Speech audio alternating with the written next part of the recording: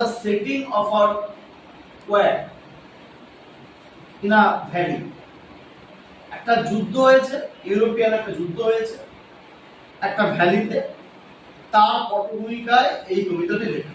Clear হয়েছে?